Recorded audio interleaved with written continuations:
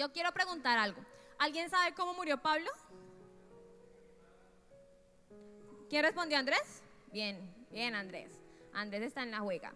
Y el mensaje de hoy se llama Ya no vivo yo, mas Cristo vive en mí. Y les voy a contar muy brevemente cómo fue el final del ministerio de Pablo. Y resulta que Pablo, a final de su tercer viaje misionero, se reúne con los acompañantes con el que él estaba viajando, y el Espíritu Santo le revela y le dice: venga, Pablo, usted va a sufrir tribulaciones, usted lo van a encarcelar, así que prepárese. Y la gente que estaba con él le dice eso le va a pasar cuando llegue a Jerusalén. Y las personas que estaban con él le dicen: no, venga, Pablo, no vaya a Jerusalén, quédese acá con nosotros. Si usted va a Jerusalén, lo van a matar. No, quédese acá. Pero Pablo dice: no. Si es la voluntad de Dios, yo voy. Y empieza su viaje a Jerusalén. Y cuando llega a Jerusalén, lo arrestan por primera vez. Entonces él llega allí a Jerusalén, va a compartir con la iglesia de Santiago. Están en la iglesia, dura un tiempo allí, visitan el templo, hablan un poco. Y resulta que la gente que estaba ahí dice: venga, este tipo está como que no me cae bien, como que no me llama la atención. Resulta que en ese tiempo, en el templo, los que eran judíos, propiamente judías, eran los que podían entrar al templo. Si había una persona gentil que se convertía al judaísmo, podía entrar hasta cierto punto del templo, pero no podía llegar al fondo porque era prohibido. Entonces, Timoteo era judío. Ojo con lo que les estoy diciendo porque eso es importante para más adelante. Pablo era judío, pero él viajaba con una persona que se llamaba Trófimo y él era gentil, él no era judío. Entonces la gente decía: venga, ese gentil se está metiendo hasta el fondo donde están las personas judías en el templo, eso no lo pueden hacer. Entonces todo el mundo empezó: uy, sí, Pablo está haciendo eso, pero era mentira, ellos nunca habían visto esto, pero ellos necesitaban algo para molestar a Pablo porque les molestaba mucho que Pablo predicara el evangelio en esa zona. Entonces empezaron: bueno, hagamos un alboroto aquí en el templo. Ellos estaban ahí en el templo y armaron un alboroto y se les fue toda la multitud.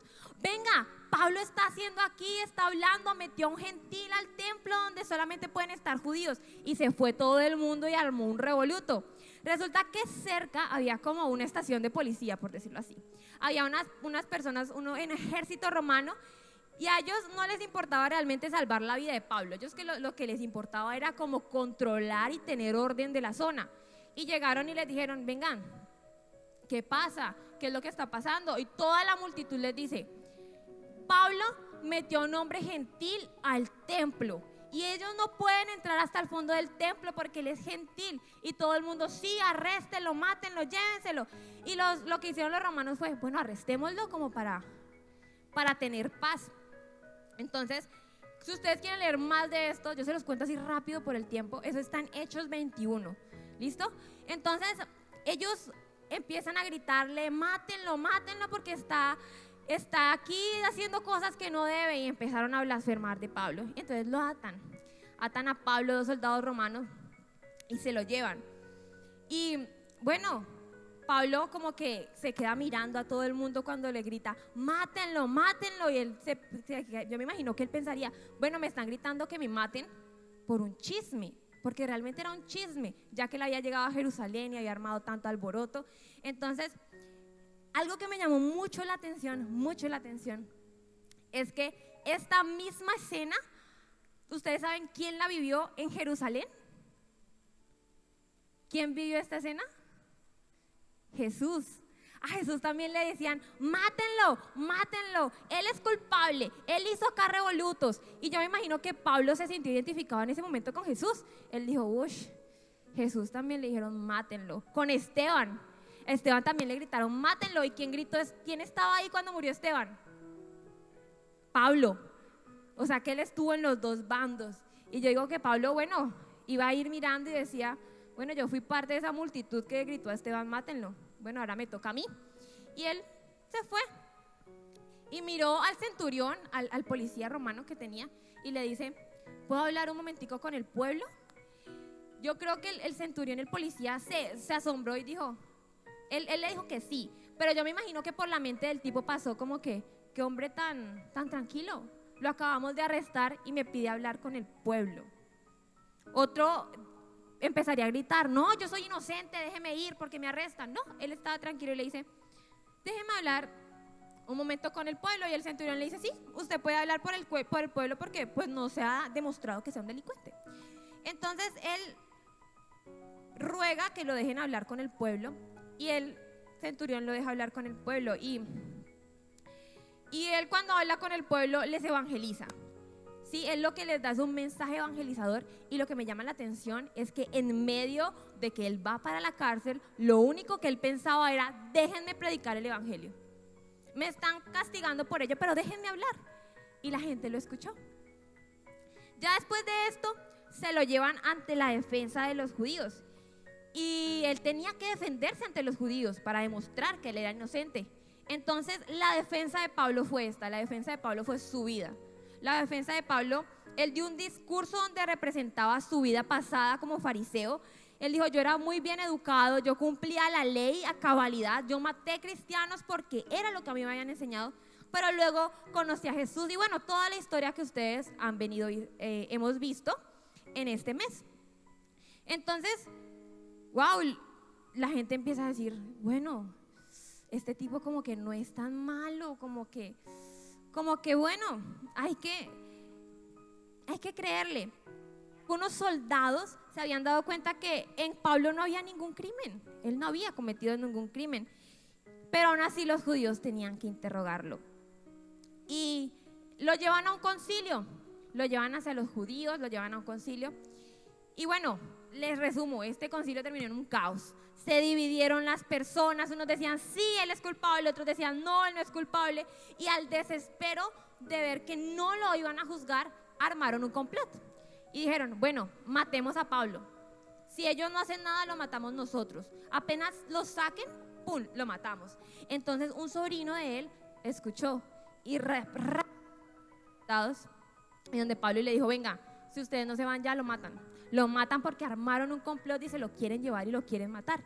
Entonces ellos se lo llevan para la ciudad vecina de Cesarea. ¿Dónde estaba primeramente él?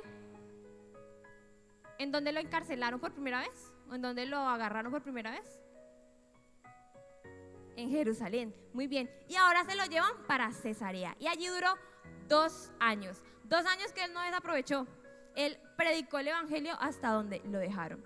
De allí lo llevaron para Roma y debido a que Pablo era prisionero tenía que ser transportado bajo la autoridad romana y así fue, él lo transportaron bajo la autoridad romana. De allí tuvo varios viajes de los cuales en donde él paraba escribía las cartas a las iglesias, esas cartas que nosotros leemos, que ellos le escribía a Timoteo, que le escribe a los Gálatas, esas cartas él los escribió durante esos viajes estando encarcelado. Y el último viaje era para Roma, sí, ellos iban para Roma, pero entonces el capitán del barco tenía como afán y dijo, vámonos ya. Y Pablo les dice, venga, yo creo que es imprudente irnos porque el mar está como picado, hay como una tormenta, probablemente se van a perder vidas. Y el man dijo, no, vámonos, nos vamos. Y se fueron. ¿Y qué creen que pasó? Naufragaron y llegaron a una isla que se llama Malta. Durante esta estadía en Malta, ellos tuvieron que quedarse porque habían perdido personas, o algunas estaban heridas, la nave se había dañado, entonces ellos se quedaron allí y los nativos empezaron a ayudarlos a sanar a las personas que se habían hecho daño, a reparar la nave. Y Pablo no desaprovechó el tiempo en Malta. Él empezó a predicar el evangelio y las personas decían como que al principio las personas de Malta decían no, este tipo no nos convence, este tipo como que bueno. Y en uno de esos sucesos lo mordió una serpiente, una venenosa, no recuerdo cuál es, pero era venenosa. Y no le pasó nada, la gente estaba esperando como que se muriera o se le hinchara la mano o algo, pero no le pasó nada. Entonces la gente de Malta empezó a verlo como un dios. Este tipo es Dios, y empezaron a adorarlo. Y la Biblia no dice que él los paró, pero en una parte de la Biblia dice que pasó algo parecido en una ciudad. Y lo que Pablo les dijo fue, no, yo no soy Dios. Yo lo que hago es predicar el evangelio y les comparto de Dios. Probablemente él hizo esto también en Malta porque él no quería llevarse nada, él quería que todo se lo dieran a Dios. Y bueno, realizó muchos milagros en Malta, sanó a al padre de Público, y Público era uno de los oficiales grandes de Malta, y allí en Malta duró también 2 años, hasta que se lo llevaron a Roma y murió ¿cómo? Ese fue el final del ministerio de Pablo. Y lo que más me impresiona es que a pesar de que estaba encarcelado, a pesar de todo lo que tuvo que vivir, nunca dejó de predicar el evangelio. Para él era más importante predicar el evangelio que su misma vida. Y a través de este mes yo pude darme cuenta que, bueno, hay un versículo en Gálatas que dice que para mí el morir es ganancia. No, ¿cómo es? Para mí el morir es Cristo. Para mí el vivir es Cristo y el morir es ganancia, ¿verdad? Y él lo cumplió. Él dijo, ya no vivo yo, sino más Cristo vive en mí, y él lo cumplió. Y yo me puse a buscar unos paralelos entre la vida de Pablo y la vida de Jesús. Y al igual que Jesús, Pablo viajó a Jerusalén con sus discípulos.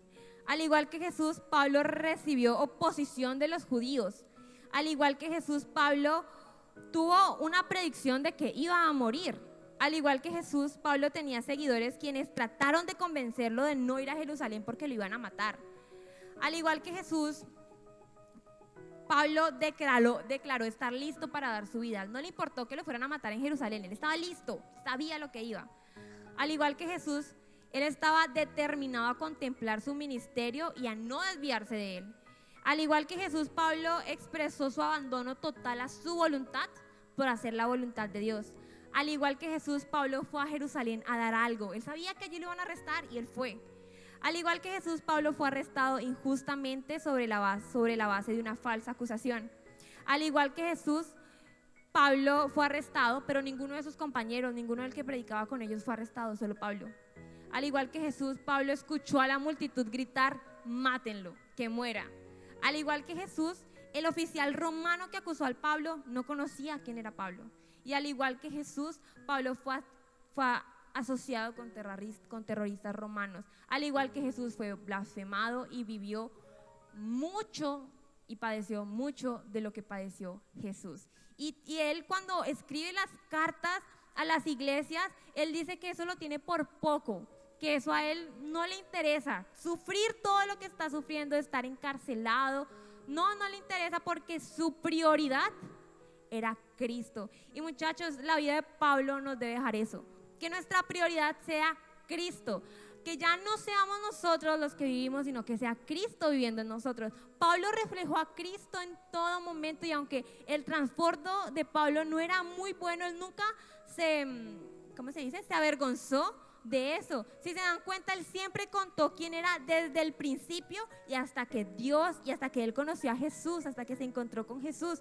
Y así debemos ser nosotros, decir, bueno, ya no vivo yo, más Cristo vive en mí. Lo que yo vivo acá lo tengo por poco, porque tengo una ganancia grande en el cielo, que es Jesús. Y Pablo lo entendió totalmente, y ese es el mensaje que nosotros queremos dejarles a ustedes, muchachos, que entendamos como Pablo que Cristo es nuestra prioridad. Nuestra meta fija siempre debe ser Cristo, y lo que vivamos aquí en la tierra, eso no es nada comparado con lo que nos espera en el cielo. Amén.